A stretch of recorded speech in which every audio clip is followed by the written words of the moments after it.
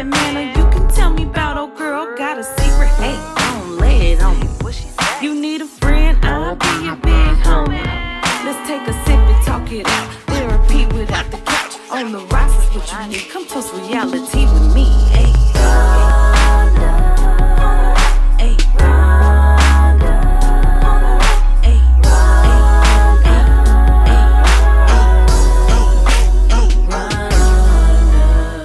You are now tuned in to Rhonda on the Rocks. What's up, everybody?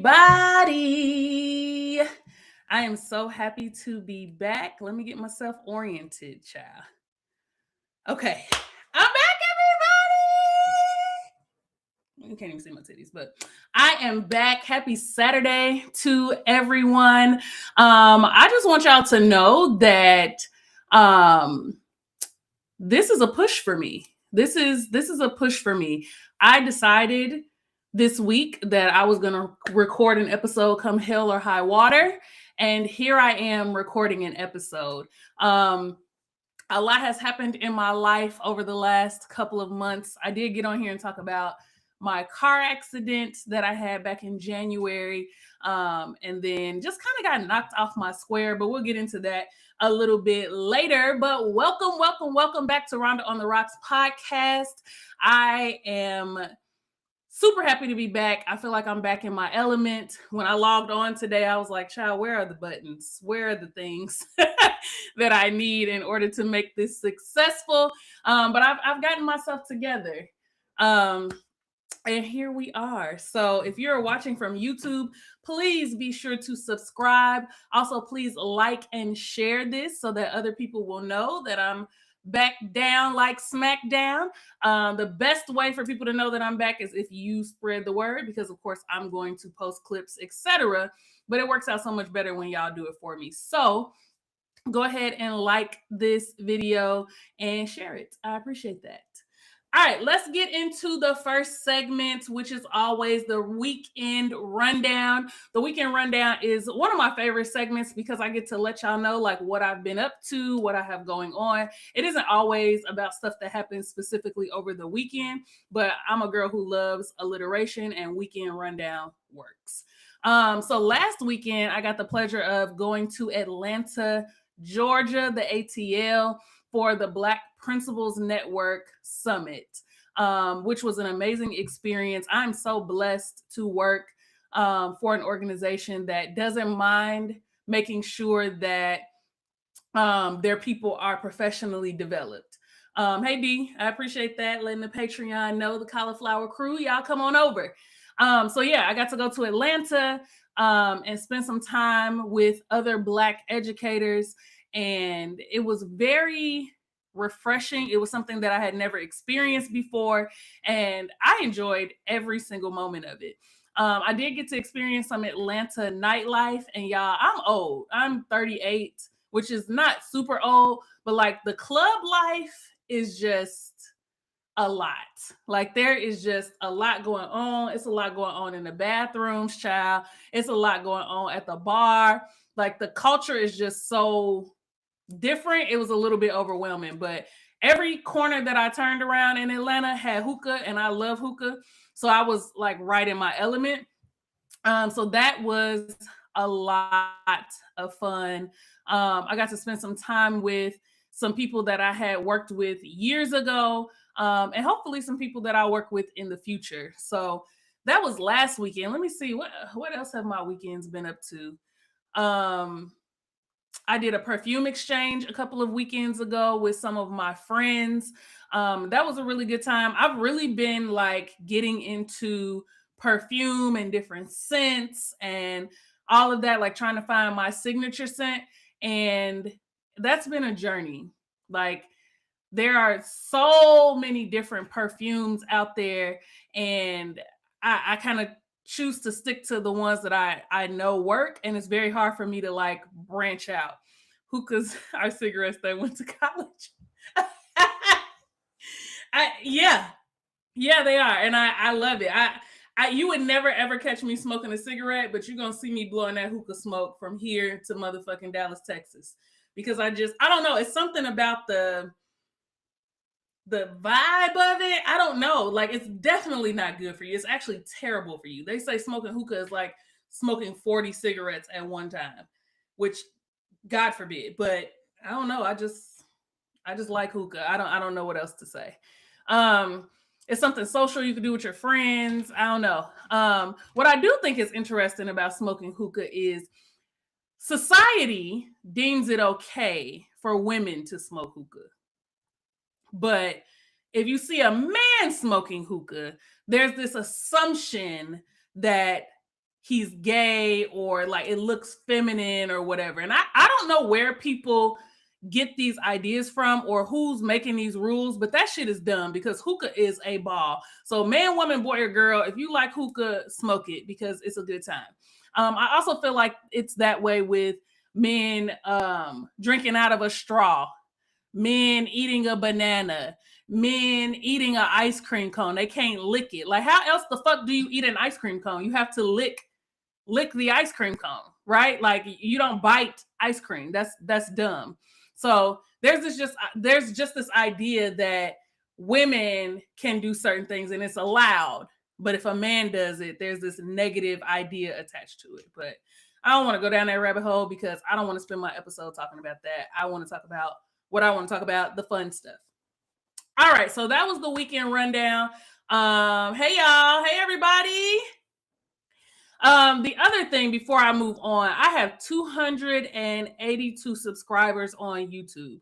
That's a big deal for me, a huge deal. But I would love to see that number grow to 500 followers on YouTube and beyond. But that is my first goal, to have 500 followers or subscribers, on YouTube. So if you are not subscribed, like I said at the beginning of the show, please go ahead and subscribe to the podcast. I would greatly appreciate it. Thank you so much. All right. Next, we're going to move into the Love Bites segment. And I couldn't wait to get on here and talk to y'all about this because I need people to tell me if I am crazy or not. Yes, you are definitely an animal if you bite an ice cream cone. Hey, Julia. Hey, girl. Definitely an animal if you're biting an ice cream cone. Like, I would think something was wrong with you if I saw you just taking a bite out of an ice cream cone. Like, it doesn't make sense to me. All right, so I have experienced lately, so I'm down about 90 pounds from surgery. I had surgery back in June of 2024, the vertical gastric sleeve surgery. If you didn't know and you're new here, I had vertical gastric sleeve surgery June 2025. Since then, I've lost about 90 pounds. So full transparency, I look different, right? I look significantly different than I did a year ago. I actually just posted on my Rhonda Reimagined page a video of myself from March 5th of 2025 to March 5th of 2026. And I was just like, bitch, you was fat as fuck and no one said anything. Like, no one, they just let you be big as all outside and no one said a word. Like, no one. I was like, wow, like looking at those videos side by side, I was just like, oh my goodness, like, girl, you was eating yourself out of house and home. Like, what?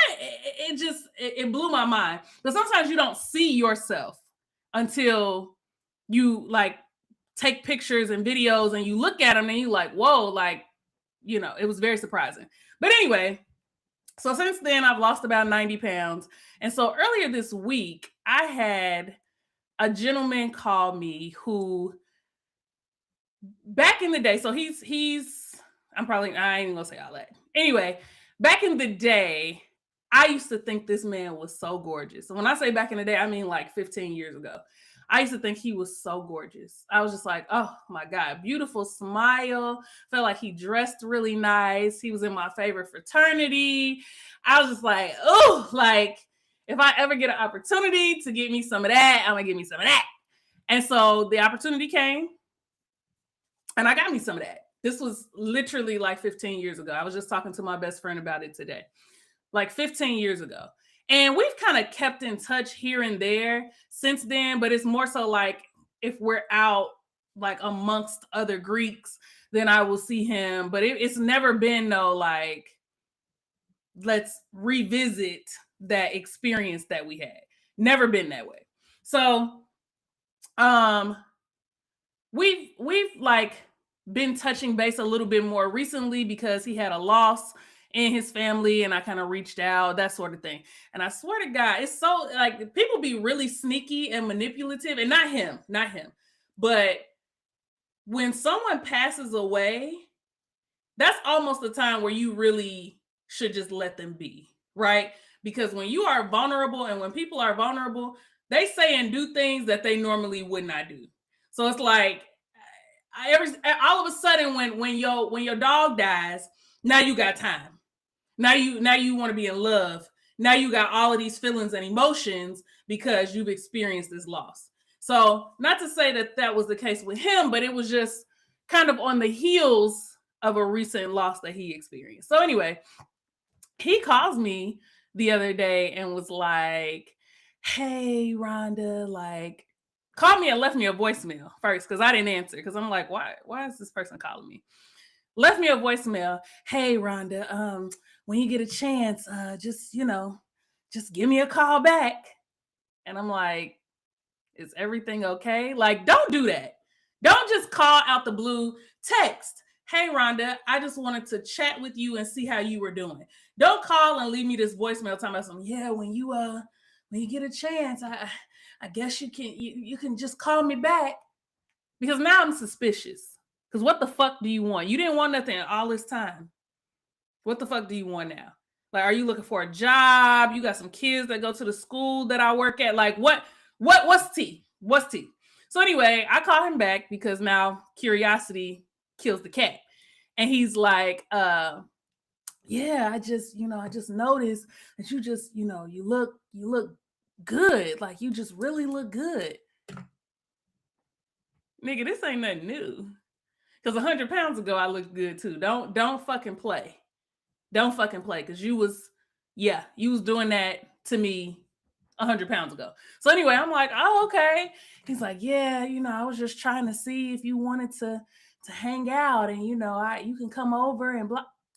Oh. So back then y'all didn't want me. Now I'm hot, y'all all on me. That's how it's starting to feel. That's what it's giving. That's what it's giving. Now, was I intrigued? Yes. Am I gonna sleep with him? Probably so. But that's not the point. The point is, like, all of this woodwork coming out, niggas. Like, where y'all been? Where y'all been? Motherfuckers reaching out. "Oh, you man, like, it's been so long, I ain't talked to you." Yeah, because you didn't call me. You weren't trying to be bothered with me. "Oh, I thought you had a man." And you didn't ask me if I wanted to cheat. Maybe I want to cheat. You don't know because you haven't inquired. Having a man ain't never kept you niggas back ever before. Now all of a sudden, "Oh, I thought you was, I ain't want to be disrespectful." You niggas are disrespectful every day. Every time you open up your eyes and then open up your mouth, you disrespectful. So now all of a sudden you trying not to be disrespectful. I don't believe it. I don't believe it. It's not giving that. So I'll keep y'all posted because I'm 100% going to take him up on his offer. It's been a while and that's where I'm at. Like, I'm gonna see what he's talking about. I'm gonna see what it looked like. I'm gonna see what it looked like. That's just me being real. I'm definitely going to see what it looked like. All right, moving on. I saw a post today on Facebook and I actually shared it, where a man was basically saying that men don't want women who are high achieving. They don't want women who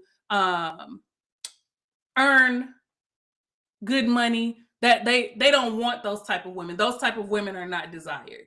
And every time I see posts like that, because this is not the first time that I've seen that, but every time I see posts like that, it makes my stomach turn because I genuinely want to know, and maybe I'll find this person and see if I can get them on the podcast and we can like talk about it.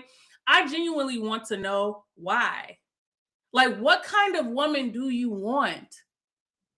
Why is it a bad thing for a woman to be earning well? Why is it a bad thing for a woman to have worked hard to achieve things?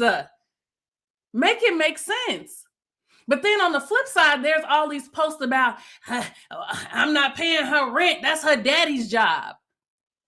I'm not taking her car to get no oil change. That's her daddy's job. These women want to be independent. You want to be the man in the relationship. Do everything yourself.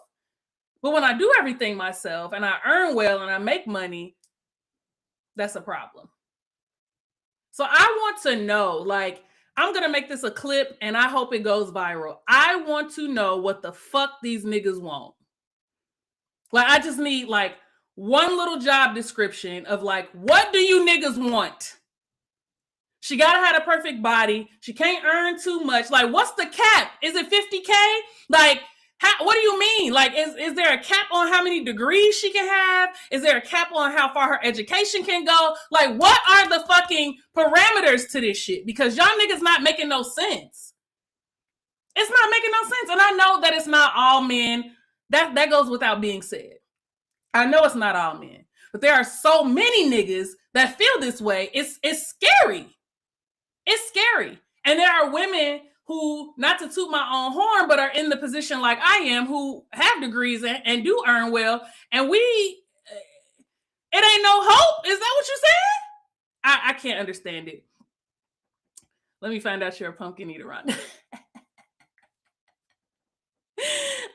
You be starting shit in my lives, Dietrich.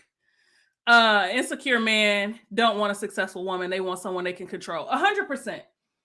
100%. And you hate to assume that it's a control thing, right? You want to give the benefit of the doubt, like maybe it's something else, but I can't figure out what the something else is. I cannot figure out what the something else is. I genuinely don't know. And it's not offensive as much as it is disappointing.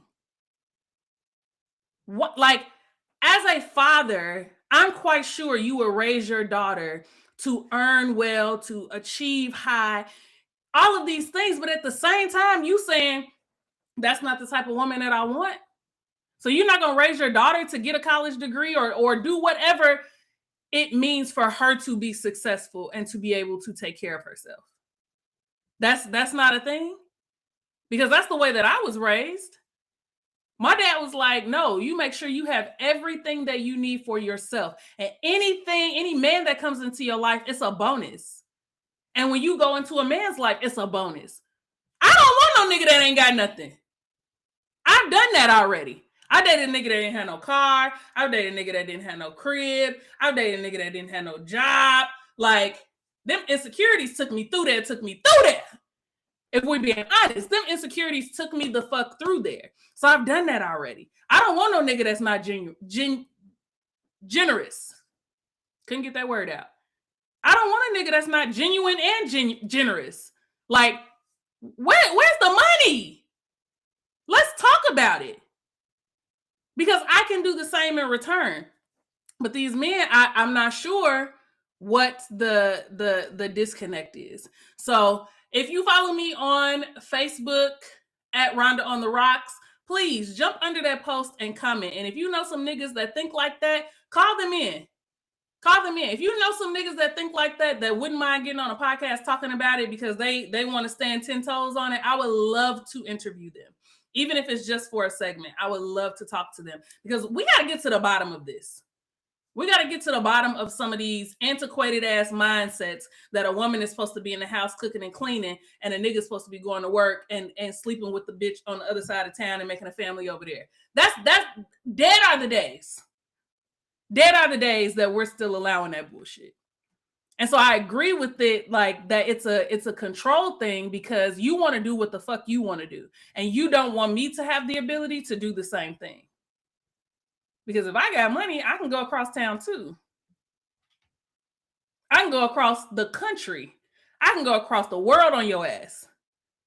I'd be fucking with a nigga in Dubai and you won't have it. You be none the wiser.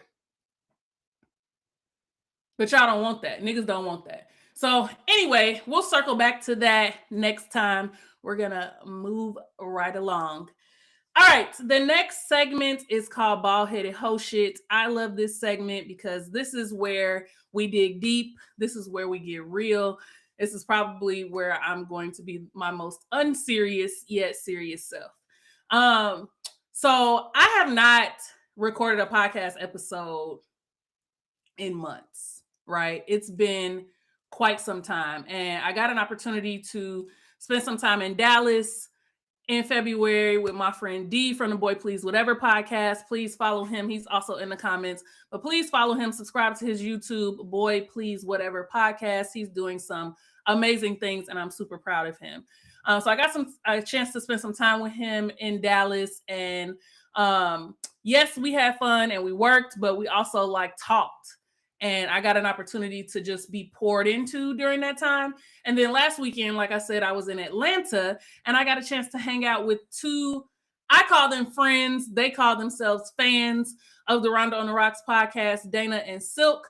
We got a chance to go out to dinner, and it was so hard for me to accept the fact that these women are fans of the Rhonda on the Rocks podcast.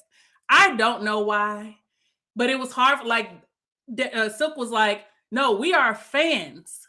And I'm like, it just feels so weird to say that people are fans. Especially, it's one thing if I don't know you, I don't talk to you, like, we don't have each other's phone number. Those people where there's no like connection, so to speak, I'm like, okay, these are fans. But people like that I talk to on a regular basis, even via social media, I'm like, oh, these are friends. These are not fans. And they corrected me every time. And I feel like I've talked about the imposter syndrome before, but I feel like it goes beyond imposter syndrome. I feel like it dives into this place of where you feel like, or at least I feel like, if I say too much or if I accept too much of what's happening, then it will go away. A lot of that speaks to like abandonment, which is something that I've dealt with. I don't know if I've talked about it explicitly on this podcast, but having this like abandonment issue where it's not just people leaving, but it's things that I love and that I've invested in and that I've worked hard on going away or not working. And so I recently found myself in a place like that with Rhonda on the Rocks. And one thing that I know about myself is that I will be the biggest champion for somebody else. I will buy the merch. I will give them all of the tools that they need for podcasting. I will donate. I will go above and beyond. I will be on their podcast. I will do all of these things to support other people. But sometimes when it comes to me, I'm like, oh, it'll be all right. Like, I'll do it after I do this for someone else. I'll do it after I make sure that this person is good.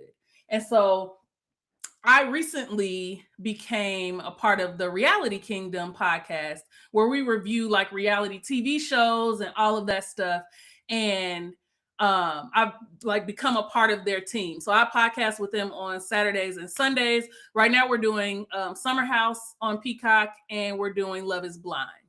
And so that's been a different experience for me. And I've been spending quite a bit of time like preparing for those podcasts on the weekends by like watching the shows. I watch other commentators talk about the show. So when the episode comes, I'll be ready to go, so to speak.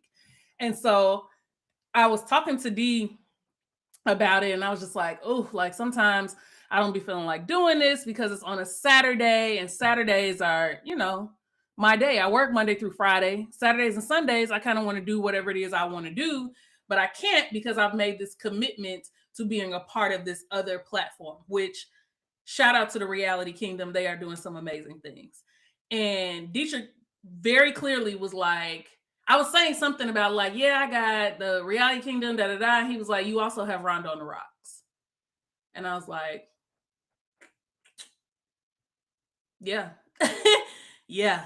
He's like, yeah, you also have Rhonda on the Rocks. And then 2 days later, when I go to dinner with Silk and Dana, Silk was like, I ain't gonna hold you. Like she's a very straightforward person, like, which I appreciate. She was like, I ain't gonna hold you, but like, I ain't heard from you. Like, you ain't been doing Rhonda on the Rocks. And like, it should never be a surprise when you pop up. Like, you should be on so regularly that I expect you. I shouldn't be surprised when you do a show. And I was like, all right, y'all gonna stop eating me up. But what I learned from both of those experiences is that people who love you check you and hold you accountable. They said exactly what they meant, and they said exactly what I needed to hear, and they didn't shy away from it. These ain't people that I grew up with. These are not people, I'm not related to these people. These are not people that I see on a regular basis. They my next door neighbor. These are people who were first fans, who become friends, who said, bitch, wrap this other bullshit that you're doing up and come on back to what you know to be your stuff.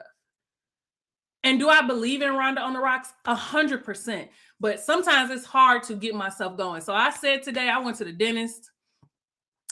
I took myself to lunch. And the whole time I was at lunch, I was like, you know, when you leave here, you got to do a podcast episode. And I was thinking of all of the reasons why I was like, oh, I got to do the Reality Kingdom later. I'm probably just going to take me a little nap before I do it.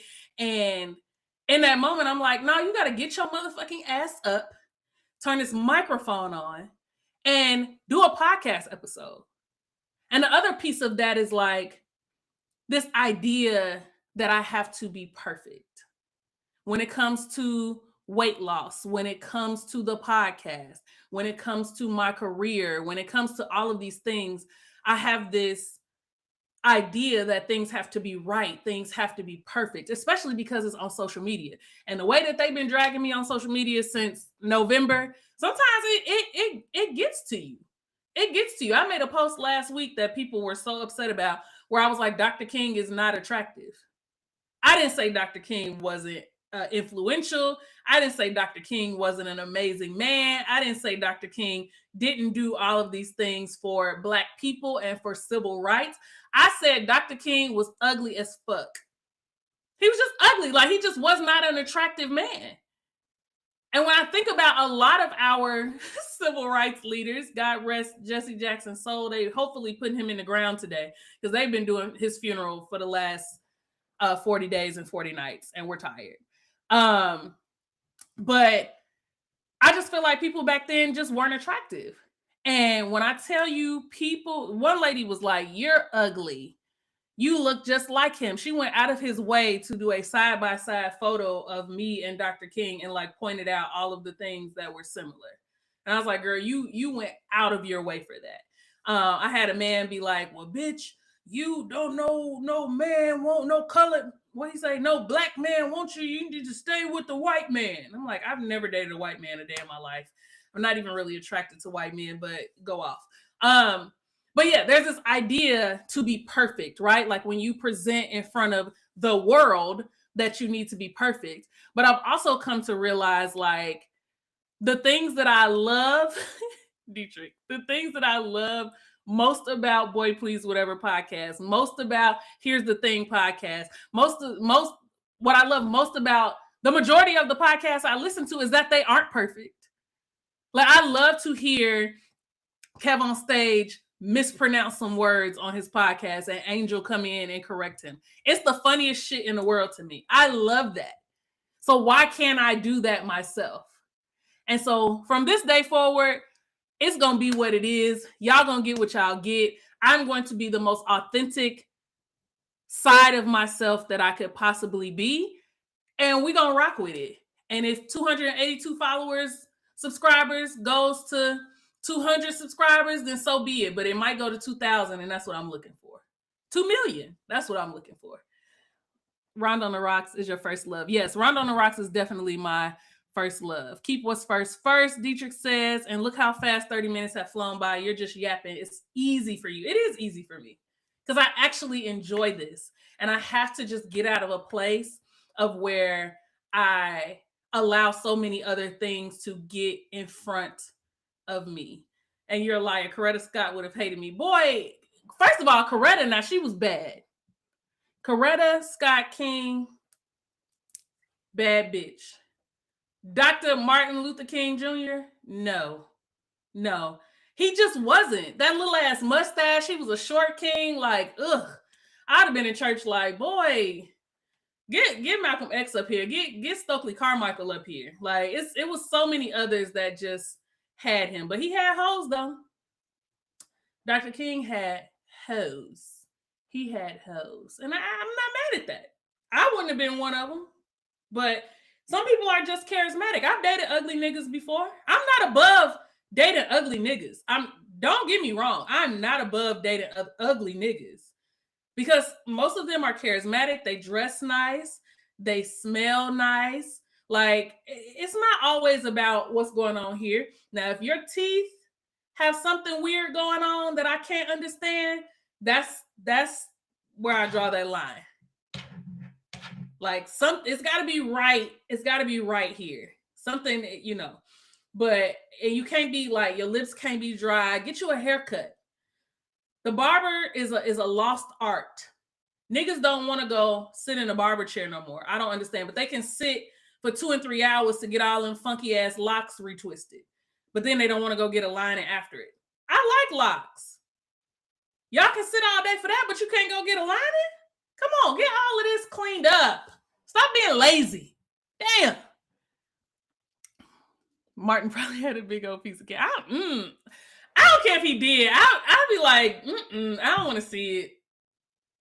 I'm going to see their daughter this month. Whose daughter? Dr. King and Coretta?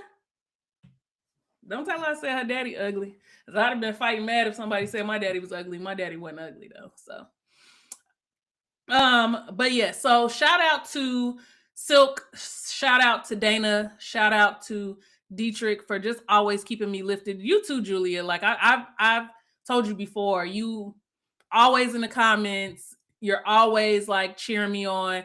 Another young woman by the name of Devin, same thing, like over the last few months, over the last year and a half or so, we've all just kind of bonded together, and I love that.